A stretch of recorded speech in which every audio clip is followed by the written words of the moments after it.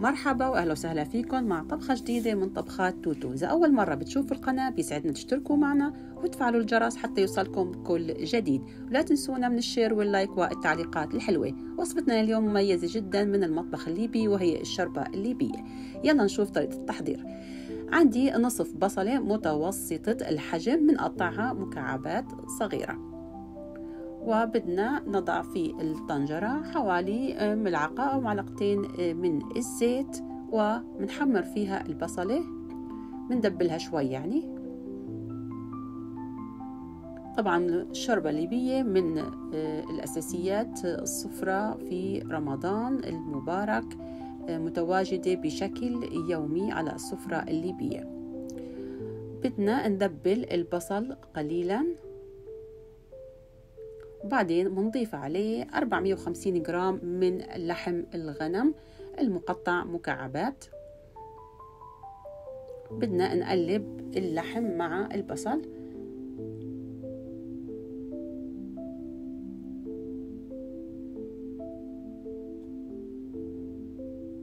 منغطيه ومنخليه. في الأثناء بدنا نحضر باقي الخضار. في عندي شوية بقدونس حوالي ربع كوب،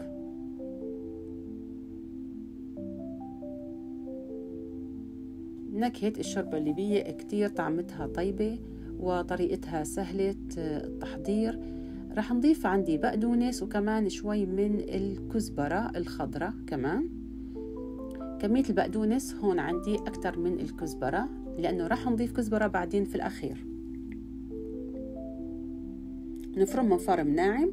وعندي حبة طماطم منقشرها ومنقطعها إلى مكعبات صغيرة، وكمان بدنا نضيفها للحم.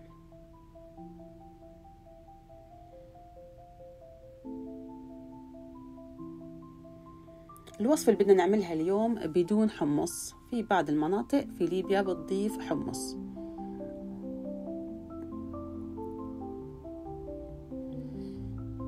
طبعا ممكن تضيفي كمان مع اللحم عظم ويكون فيها دهن كمان، أو ريش، قطعة ريشة، أو فبتعطي نكهة أكثر أطيب للشوربة. منقلب اللحمة الآن مع بعضها وبنضيف عليهم الخضرة اللي قطعناها.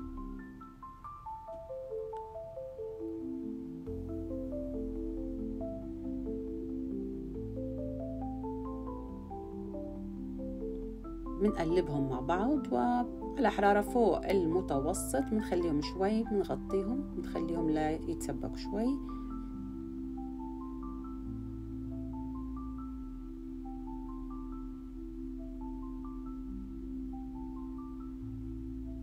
الآن بدنا نضيف حوالي معلقتين كبار مليانين من معجون الطماطم، ممكن معلقتين وشوي حسب كبر المعلقة اللي عندك. أضفت 2.5 معلقة مليانات من معجون الطماطم. منقلبهم مع اللحمة، نخليها شوي تتحمر الصلصة مع اللحمة. والآن بدنا نضيف الماء مغلي، 5 أكواب من الماء المغلي.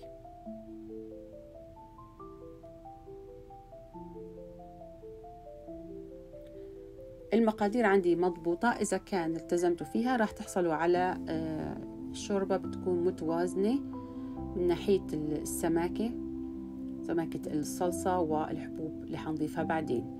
أضفت 5 أكواب من الماء. الآن بدي أضيف أيضا مكعبين من المرق، وهي اختياري، مالك محتاج تضيفيها، بس أنا بحب أضيفها لأنه أنا عندي اللحم بدون عظم.